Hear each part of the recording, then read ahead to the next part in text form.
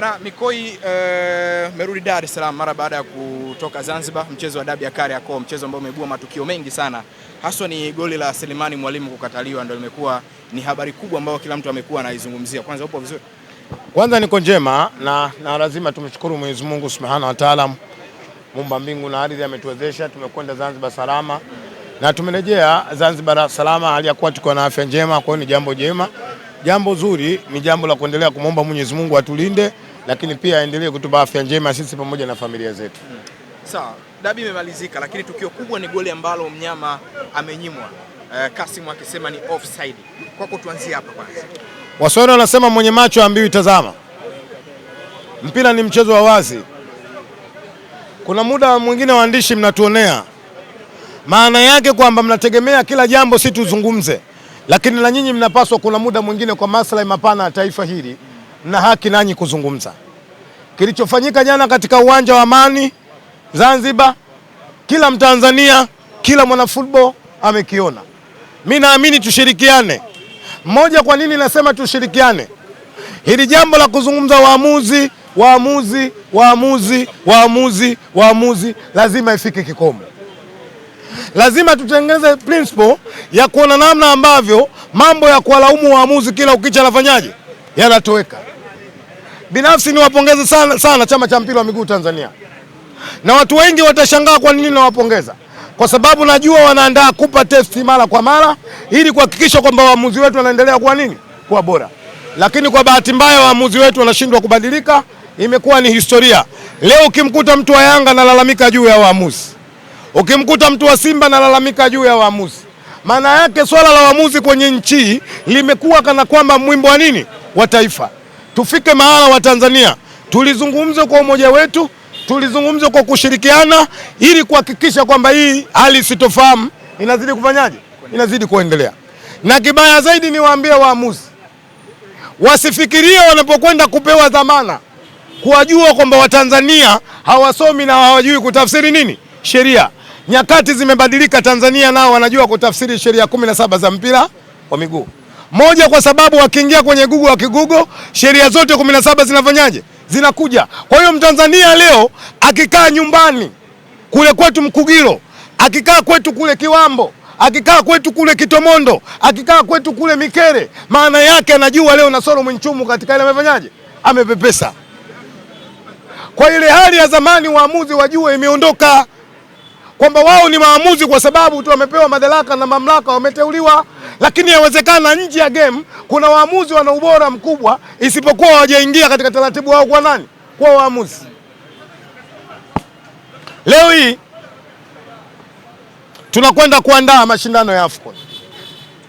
Tunapozungumzia waamuzi, tuzungumzie maslahi mapana la taifa hili. Litakuwa jambo la ajabu, litakuwa jambo la aibu.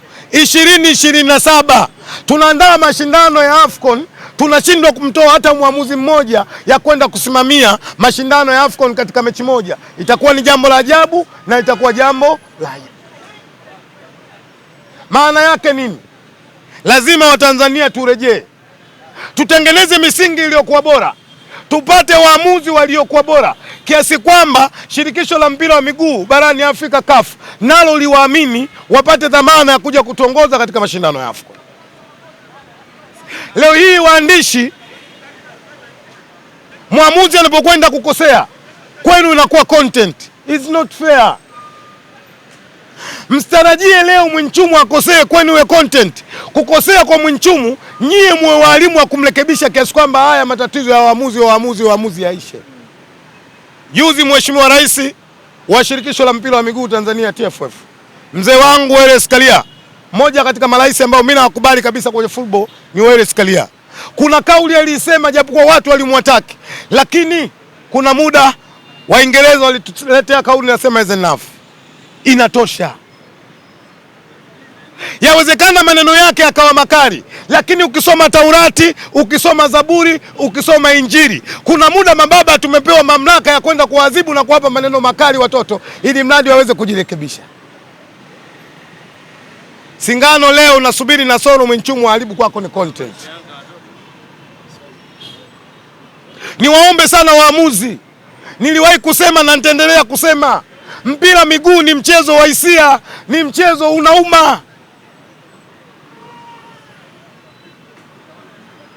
Lakini waamuzi wakae wakijua wanaishi wapi. Wanaishi katika watu ambao wao wanaokwenda kuwapelekea mauzi katika nafsi zao. Wajitafakari, wajirekebishe. Mimi naamini waamuzi kuna muda wasitengeneze uadui na watu ambao wanaishi nao uswahilini.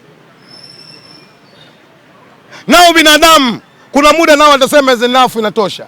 Watachukua maneno ya Biblia yanayosema anayeua kwa upanga auawe kwa upanga. Tusifike huko. Wanaweza kuchukua maneno ya Qur'an, al-qisasu haq. Tusifike huko. Sisi tunaamini, watu wa Simba tunaamini inapokwenda kutafsiriwa sheria 17 za mpira, timu yetu ya Simba ikapotea, tunanyosha mikono, tunakubali kwamba tumefanyaje? Tumefungwa. Leo hii Simba tumeondolewa katika mashindano ya klabu bingwa bara la Afrika, lakini hakuna mwana Simba aliyewahi kumuonyesha kidole mwamuzi yote katika bara la Afrika. Walisema shida Kisugu anaongea sana kwenye mitandao, wengine wakasema Kisugu mtamuonea shida Chamen, wengine wakasema Chamen mtamuonea shida timu, lakini mwisho wa siku tukapata mwafaka, registration imefanyika. Simba ambayo hivi sasa kila mmoja anataka kuiona Simba yake anaiona. Hapa sasa ni waibie siri, tuachane na waamuzi wana Simba. Jana nilikuwa naongea na captain wa Simba Rushain, aliponiona akajua mzalamo lugha kwao siwezi, nikapiga kwanza sava, akajua mwenzangu. Nikamuuliza Rushain, vipi wewe captain ulivyoiona timu? Akasema kwa uzoefu wangu nilivyoona timu, Simba ndio kwanza iko kwenye 40%. Nikaleta mawazo ya kindengereko na kizalamo, Simba ikifika 60 inakuwaje? This is Simba brother. Tunaamini sisi wana Simba. Deusi Kaisire ndugu yangu anaamini na maneno hayo. Deusi Kaisire alifanyaje? Alinambia standard ya Simba ndio standard ya nchi kwenye football.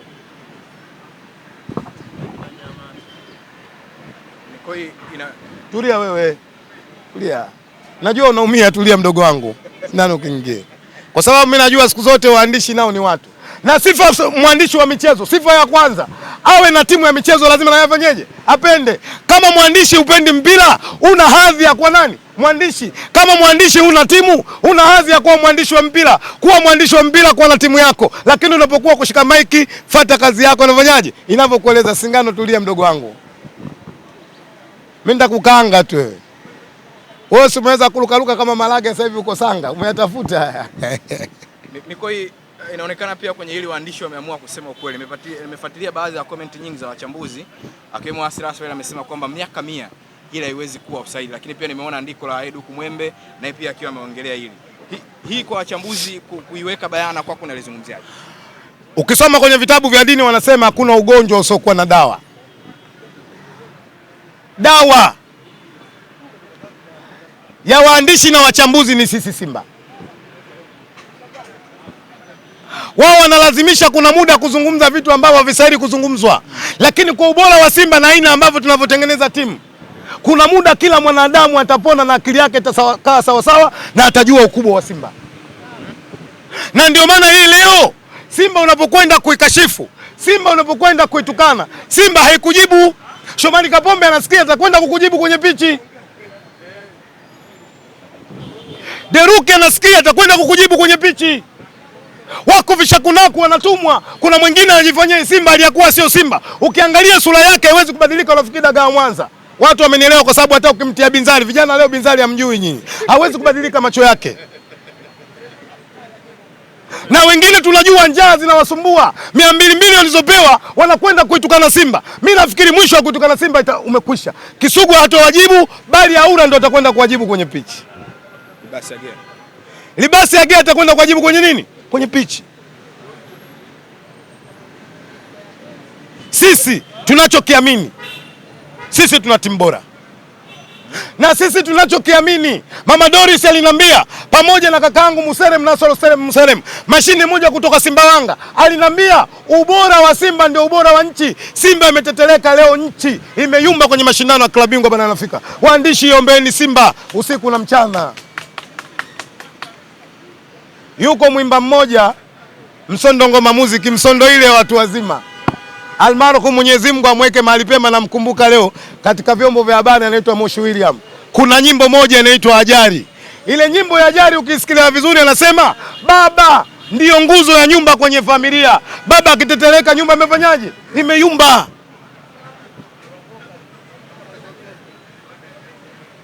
Siku moja nilikutana na mwenyekiti wa bodi ya klabu ya Simba, mzee wangu Clantus Magori. Nikamwambia, mwenyekiti, una dhamana kubwa.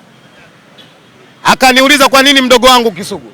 Nikamwambia, wewe unachoamini umepewa dhamana kuisimamia Simba, lakini lete tafakuri, sio Simba. Wewe katika swala la michezo umepewa dhamana kuisimamia nchi. Simba ikisimama na nchi inafanyaje? Akaniangalia akacheka, hapo akunipa majibu, akanambia, wewe mzalamu, nimekuzoea maneno. Lakini leo maneno yamemuingia, amekwenda kufanya registration pamoja na kamati. Leo Simba tunaiona. Niwape siri ambayo waandishi wengi hamuijui, yawezekana mnaijua kwa sababu visoko kunya hamtaki kusema. Simba ile mlioiona jana ina 70% ya maingizo mapya, mwalimu mpya, 70% wachezaji wapya, wana miezi minne. Allah awajalie wakae pamoja, wafike miezi 8. Wako watu wateta maji. Jana kuna mchezaji mmoja wa Yanga, rafiki yangu, nimempigia simu saa 6 baada ya kupokea, akaniambia, kata simu yako, nimechoka. Nikamuuliza, kichwa kuchokesha nini? Akasema, yule Abesi nani Agea alitaka kuniua. Unamzungumzia Zimbu yao? Yule Libasi Agea anasema itaka kuniua. Akasema kuna muda mwalimu wa Simba alipofanya registration ya kumondoa Libasi Agea, nikamwambia, Mungu wa Musa, Mungu wa Yakobo, asante umenitoa hili za Azama. Basi katoka yule kaingia Suleiman Mwalimu Gomez, akamwambia, Mungu bora ungemrudisha yule, afadhali leo ndo balaa umeleta. Guys, mechi ya Simba na Yanga imekwisha. Tayari matokeo yashatokea. Simba pointi 1 na Dar es Salaam Young Africans pointi 1. Niwaombe sana waandishi wa habari, kupitia ninyi, pelekeni salamu kwa wana Simba. Focus ya kufikiria Yanga imekwisha Zanzibar. Focus iliyobaki katika vichwa vyetu ni kufikiria michezo ambayo iliyokuwa mbele yetu. Hili nasema wala sina sababu ya kuficha. Shomari Kapombe kaniambia, Kisugu, tunahitaji sana mashabiki waendelee kutupa support. Leo yaliyopita sindwele tugange yajayo. Maana yangu nimeeleweka nafikiri. Tuendelee kuisupport nini? Kuisupport timu. Tuna michezo mingi. Sisi wana mashabiki tukaendelea kujitoa, naamini kwa namna ambavyo performance ya timu yetu, mipango ya Simba itakwenda kukamilika, na inshallah Mungu ikimpendeza tutakwenda kuwa mabingwa wa ligi ya NBC. Shukrani. Umemaliza maswali? Umemaliza. Tobo umeliona lile? Mbona ukuuliza? Mbona hujauliza man of the match kama goalkeeper?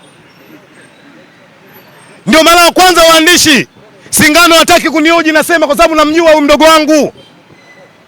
Diara anapewa man of the match wa kuchelewesha muda. Ndio. Sio kwa save alizozifanya. No.